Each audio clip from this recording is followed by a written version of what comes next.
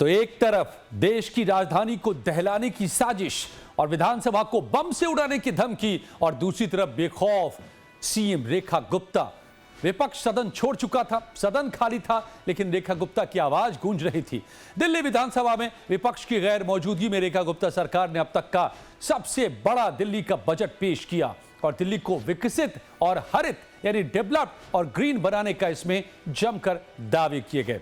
दिल्ली की रेखा गुप्ता सरकार ने देश की राजधानी को विकसित और हरित बनाने के लक्ष्य के साथ अब तक का ये 1,03,700 करोड़ का भारी भरकम बजट पेश कर बता दिया कि उनकी सरकार सिर्फ विकास में भरोसा करती है। रेखा गुप्ता सरकार के बजट का 21% हिस्सा ग्रीन बजट के तौर पर आवंटित किया गया है। वही बजट में दावा किया गया है कि दिल्ली में ट्रिपल इंजन की सरकार में राजधानी की प्रति व्यक्ति आय 5 लाख रुपए सालाना से ज्यादा हो गई है। रेखा गुप्ता सरकार ने बजट में दिल्ली के 10 क्षेत्रों पर फोकस किया। 1,03,700 करोड़ के बजट में दिल्ली के इंफ्रास्ट्रक्चर के विकास पर जोर दिया गया है। रेखा सरकार ने एमसीडी को 11,600 करोड़ रुपए, पीडब्ल्यूडी के लिए 5,921 करोड़, शहरी विकास विभाग को 7,000 करोड़, अनाधिकृत कॉलोनियों के विकास के लिए 800 करोड़ और सड़कों के विकास के लिए 1,392 करोड़। 700 किलोमीटर से ज्यादा सड़कें बनाने की घोषणा बजट में की गई है। टिकरी, खानपुर, गाजीपुर मंडी को विकसित किया जाएगा। बिजली विभाग को 3,942 करोड़, नालों पर सोलर पैनल लगाए जाएंगे। दिल्ली में नया सचिवालय बनेगा। जलापूर्ति और सीवरेज पर बड़ा फोकस किया गया है। दिल्ली जल बोर्ड के लिए इसमें 9,000 करोड़, 770 नए आरोग्य मंदिर खोले जाने की बात की गई है। मेडिकल कॉलेजों की संख्या बढ़ाई जाएगी। डिजिटल ब्लड बैंक स्थापित किया जाएगा। विकसित और हरित दिल्ली बनाने की इसमें घोषणा की गई है। दिल्ली आज एक निर्णायक परिवर्तन के दौर से गुजर रही है, जहां नीतियां केवल घोषणाओं तक सीमित नहीं है अध्यक्ष जी, बल्कि धरातल पर परिणाम देती हैं। जहां शासन केवल व्यवस्था में नहीं है, बल्कि विश्वास का माध्यम बनता है। जहां विकास केवल आंकड़ों में नहीं, बल्कि नागरिकों के जीवन में दिखाई देता है। आज दिल्ली ट्रिपल इंजन की गति के साथ में आगे बढ़ रही है और लगातार बढ़ रही है। हम ईवी पॉलिसी जो लेकर के आ रहे हैं, उसमें हमने पहले से ही 200 करोड़ रुपए का फंड रख दिया है और शानदार योजना के साथ, जिसमें परचेज, स्क्रैप प्रोत्साहन, EV infrastructure, zero emission mobility, ये सारी चीजों के लिए, दिल्ली को गति देने के लिए, दिल्ली को पॉल्यूशन फ्री करने के लिए, दिल्ली को देश की राजधानी के रूप में अपना एक मॉडल प्रस्तुत करने के लिए देश की सबसे बड़ी ईवी पॉलिसी दिल्ली लेकर के आ रही है। शिक्षा और स्वास्थ्य किसी भी वेलफेयर स्टेट के केंद्र बिंदु होते हैं। यही विचार हमारी नीतियों में भी है। हमारी सरकार प्राइमरी से लेकर के इंटेंसिव केयर तक एक मजबूत, सुलभ, किफायती व्यवस्था गढ़ रही है और हमारा ये मानना है कि जो उपचार है वो अधिकार है, उपकार नहीं है। हमने स्वास्थ्य विभाग को 12,645 करोड़ का बजट आवंटित किया है। हमने मादीपुर, सीरसपुर, हथसाल, ज्वालापुरी में उन अस्पतालों को पूरा करने के लिए इस साल 515 करोड़ रुपए का फंड रखा है। तो महिलाओं के एकमुश्त वोट से लंबे समय बाद दिल्ली में आई बीजेपी की सरकार ने महिलाओं के लिए बजट में खजाना खोल दिया। दिल्ली की महिलाओं के लिए 2,500 रुपए प्रतिमाह देने के चुनावी वादे को पूरा करते हुए सरकार ने बजट में 5,110 करोड़ रुपए का प्रावधान भी किया है। वहीं होली और दिवाली पर गैस सिलेंडर देने का वादा भी रेखा गुप्ता सरकार ने पूरा किया है और इसके लिए बजट में 260 करोड़ का प्रावधान किया गया है। एवं बाल विकास विभाग, इस हेड में हमने 7406 करोड़ रुपए का बजट रखा है अध्यक्ष जी, महिला एवं बाल विकास विभाग में। और मैं सबसे पहले जो कहना चाहती हूँ, महिला समृद्धि योजना, दिल्ली की बहनों को हमने 2,500 रुपए देने का वादा किया था प्रति माह और ये इस वादे पे हम अडिग हैं। हमने इसके लिए 5110 करोड़ रुपए का प्रावधान किया है इस साल और पूरी तरीके से प्रतिबद्ध हैं कि दिल्ली की बहनों को इस योजना का लाभ हम दें। जब होली पे हमने 128 करोड़ की सीधा डीबीटी करी, किसी को चक्कर नहीं लगवाया कि आओ सिलेंडर लेके जाओ, और खाली सिलेंडर वालों को नहीं अध्यक्ष जी, जिसके यहाँ पाइपलाइन थी उसको भी दिया। 17.5 लाख परिवारों के लिए हमने होली के त्योहार पे सिलेंडर की वैल्यू के 853 रुपए उनके खातों में भिजवा दिए थे। और इस साल भी हमने 260 करोड़ रुपए का फंड रखा है होली और दिवाली पे एक सिलेंडर दिल्ली की बहनों को, दिल्ली के परिवारों को देने के लिए।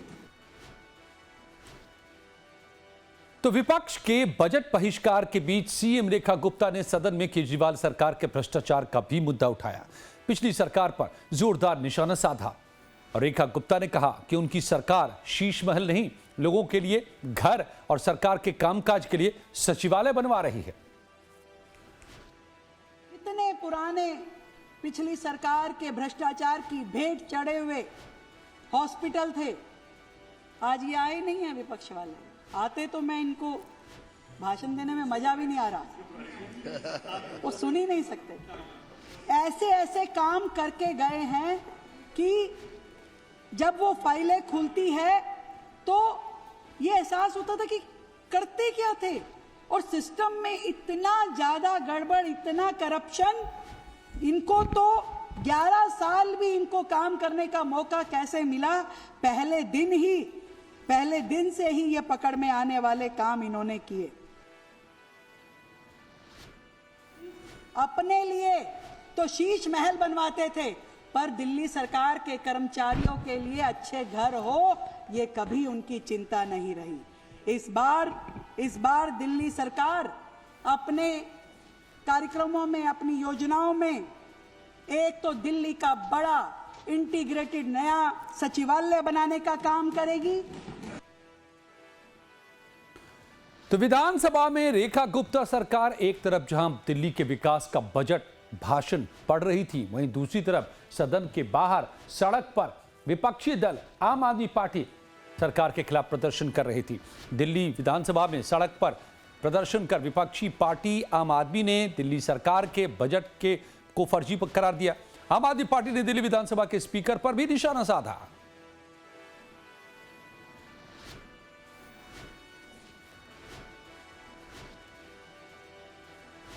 तो तस्वीरें साफ तौर पे बता रही थी कि किस तरह से एक तरफ विधानसभा को दहलाने की धमकी दी गई थी, बड़ा खतरा भी था, लेकिन इस सबके बावजूद रेखा गुप्ता वहां पहुंची, लेकिन विपक्ष वहां से नदारद दिखा और रेखा गुप्ता ने अपना बजट पेश किया तो विपक्ष उस वक्त बाहर सड़क पर प्रदर्शन करता नजर आया। बीजेपी दिल्ली वालों को धोखा दे रही है, उनके साथ फर्जीवाड़ा कर रही है। 1 साल पहले इसी विधानसभा में 1 लाख करोड़ का फर्जी बजट पेश किया गया था। उस 1 लाख करोड़ के फर्जी बजट से क्या बीजेपी सरकार, रेखा गुप्ता सरकार दिल्ली वालों को एक सीढ़ी नहीं दे सकी फायर ब्रिगेड की? 1.5 घंटे तक चिल्लाते रहे बालकनी में कि हमें बचा लो, हमें बचा लो, हमें बचा लो।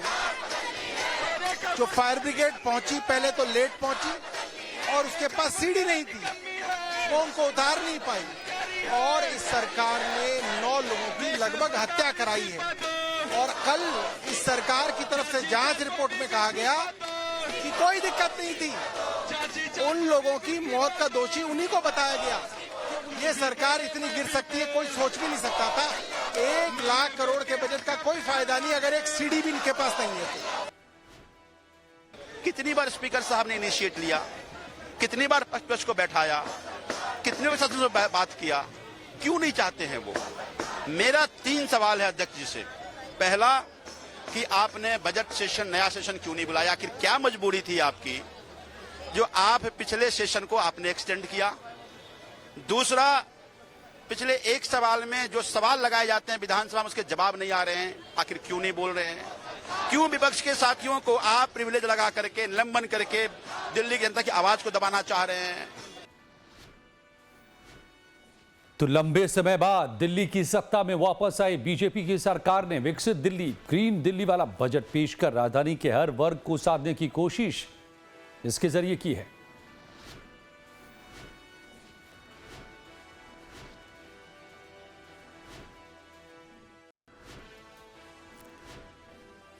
तो अब देखना यह होगा कि वाकई कब तक दिल्ली ग्रीन बनती है और डेवलप्ड बनती है, कब तक दिल्ली का पॉल्यूशन खत्म होता है और कब देश की राजधानी दुनिया की राजधानियों में शुमार होती है।